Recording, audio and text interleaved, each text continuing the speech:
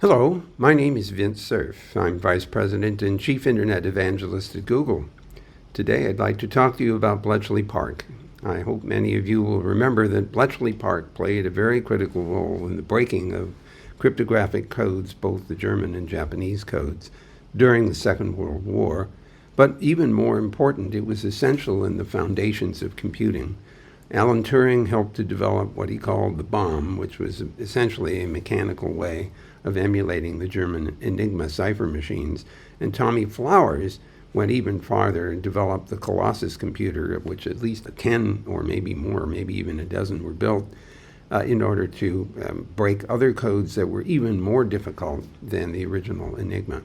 So this location, Bletchley Park, is really central to the history of computing. The National Museum of Computing is at Bletchley Park. It's basically the H block of that famous location.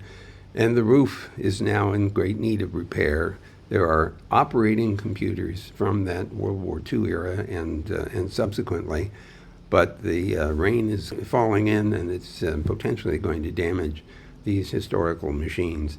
So I hope that you'll seriously consider supporting an effort to repair that roof and also preserve the history of computing at Bletchley Park.